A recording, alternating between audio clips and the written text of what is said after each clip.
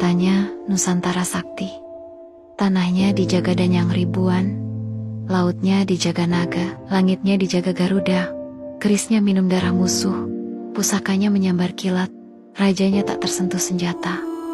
Lalu, mengapa kita dijajah ratusan tahun? Mengapa Belanda menancap kukunya 350 tahun?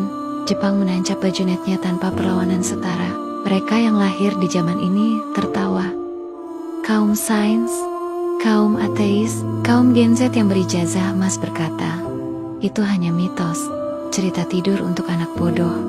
Mereka tak tahu. Dulu sebelum Aji Saka mengubah aksara leluhur, Nusantara ini ibarat benteng tak terlihat. Setiap huruf adalah pintu gaib. Setiap ejaan adalah jaring mantra yang mengikat bumi, langit, dan laut dalam satu nadi. Tapi saat aksara diubah, kuncinya patah. Kita kehilangan sandi leluhur. Kesaktian yang dulu menghadap keluar, kini berbalik menusuk dada sendiri. Pusak kita beradu dengan pusaka kita. Hanacara sama dengan dua utusan, yaitu utusan rakyat dan utusan dari pihak luar yang memakai orang sakti dari dalam negeri ini dengan iming-iming harta, wanita, tahta, tata sawala yang mengisyaratkan saling berselisih, bertengkar, mengatasnamakan negeri ini. Pada jayanya, mengisyaratkan keduanya sakti sama sakti, beradu kesaktian, maga batanga, mengisyaratkan kedua utusan mati, menjadi bangkai. Yang tersisa hanya orang biasa, pihak luar masuk, ganti semua. Seperti sekarang ini, tragedi itu pun masih berjalan. Orang kaya melawan orang kaya. Orang pintar menyalip. Orang pintar, pejabat, menjerat pejabat. Ulama berdebat di mimbar suci, tapi di dalam dadanya dagingnya busuk, hanya bajunya yang putih. Di meja pemerintahan, oposisi bukan lagi penyeimbang, melainkan racun yang mengadu. Bukankah mereka orang kita sendiri? Hanya yang satu membela rakyat, yang satu membela asing. Kita selalu harus membunuh diri kita sendiri, dan itu diulang-ulang terus. Tapi bedanya, kesadaran kita tahu, tapi tak sadar, atau sadar, tapi terkunci. Ibarat matahari dibuat jadi bohlam lampu pijar, terang, tapi hanya untuk satu ruangan. Musuh luar tak perlu mengangkat pedang. Mereka cukup duduk di kursi, menunggu Nusantara saling memakan, menunggu para pemangku pusaka mati satu persatu, menyisakan rakyat jelata yang lapar dan buta sejarah.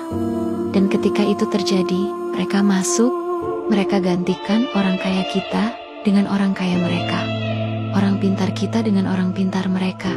Mereka ubah buku sejarah kita, dan kita pun menghafalnya dengan bangga. Lalu boom, Nusantara runtuh tanpa perang.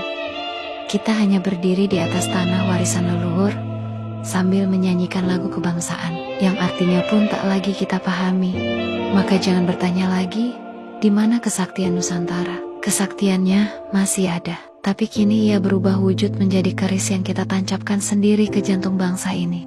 Yang lebih menyakitkan, ilmu buku leluhur kita dibawa keluar, diteliti, dipelajari, dan jadi teknologi, jadi sent, di negeri ini jadi dongeng kesyirikan, dan lain-lain. Tapi ketika orang luar yang memberitahu dengan bahasa mereka tidak lagi ada syirik, juga bukan dongeng, tapi ini saint. Dan di kejauhan, leluhur kita hanya berdiri, memandang anak cucunya bunuh diri, sambil menggenggam aksara yang pernah membuat kita abadi. Hanacaraka, ada utusan yang datang membawa tugas suci, data sagala, membawa keseimbangan, kebenaran, dan hukum.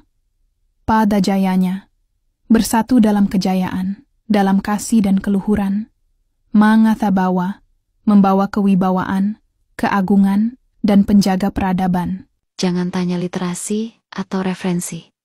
Renungkan saja maknanya dengan kesadaran, bukan dengan pikiran yang sudah di brainwash. Jangan tanya gaji, tapi tunjukkan dulu kerjamu. Gaji akan mengikuti.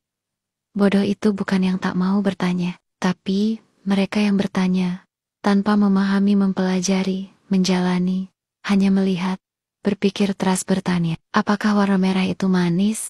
Iya manis jika itu sirup, tapi amis jika itu darah.